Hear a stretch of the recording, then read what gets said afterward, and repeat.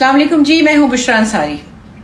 अभी चंद दिन पहले जो कारसाज पे कार्रवाई हुई है, हादसा हुआ है, सानेहा हुआ है, इसका कोई भी नाम रख लें, उसके नतीजे में जो नाइंसाफ़ी हम देख रहे हैं ना, वो भी कोई नई बात नहीं हमारे लिए। अब वो खातून जो है नशे में थी, ये तो नज़र ही आ रहा था, इतना तो सबको पता चल गया नशे में और पागलपन में कितना फ़र्क है। जो उनका रवैया भी था उस वक्त, उनका जो बॉडी लैंग्वेज था, उससे नज़र आ रहा था कि वो नशे में थी। अब वो नशे में थी तो भाई फिर उनको क्या पता चला, उन्होंने कीड़े मकोड़े रौंद दिए ज़मीन पे। और अब जाहिर है कि वो प्रिविलेज्ड ख़ानदान से हैं तो उनको आसानी भी होगी, पागल करार दे के तो उनको बाहर बाहर भेज देंगे। ये तो होता ही रहा, हमेशा होता ही रहता है। हम क्या कह सकते हैं, दिल कितना दुखी होता है हर दफ़ा। फिर हम चल पड़ते हैं ज़िंदगी की तरफ और हम देखते रहते हैं नाइंसाफ़ी को, और हम कुछ कर नहीं पाते ना।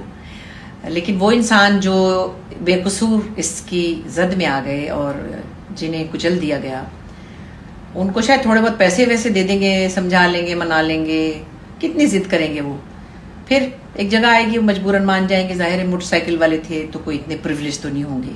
अगर उनको करोड़ रुपया दे भी दिया तो शायद उन्हें कभी ज़िंदगी में देखा नहीं होगा, मजबूरन फिर उनको लेना ही पड़ेगा ना, क्योंकि वो क्या करें। तो ऐसा तो होता ही रहता है। लेकिन खैर, अब इसकी रोकथाम कब होगी, कैसे होगी, मुझे नहीं समझ आती कि हम किसको ब्लेम करें। ये तो बहुत प्रिविलेज पढ़े लिखे लोग लग रहे हैं, जो तो बेचारे सड़क पे पड़े हैं हीरोइनची, वो तो गुर्बत के मारे पड़े हैं, इनके पास ज़रा बहुत ज़्यादा प्रिविलेजेस हैं, वो उनको समझ नहीं आ रही इसका क्या करें।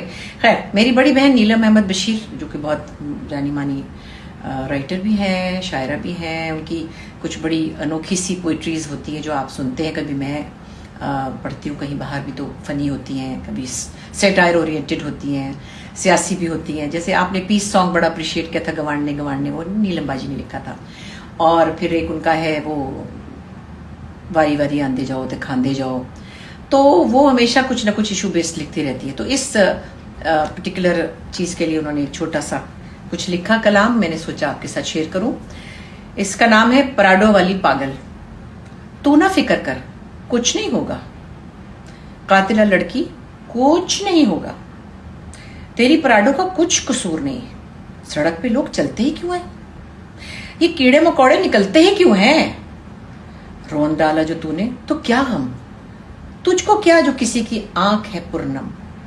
तेरे पास हुस्न है, जवानी है, खूब दौलत की फरावानी है। कहते हैं कि तू किसी नशे में थी, जिंदगी तो तेरी मजे में थी। सच तो ये है, दौलत एक नशा ही है, गरीब होना तो एक सजा है। तू ना फिक्र कर, कुछ नहीं होगा, हवाओं में उड़, तुझे कुछ नहीं होगा। कातिला लड़की मजे कर, तुझे कुछ नहीं होगा। सॉरी, आई हैड टू से दिस। कोशिश करें कि नशे वशे छोड़ें और इंसानों पर रहम करना सीखें।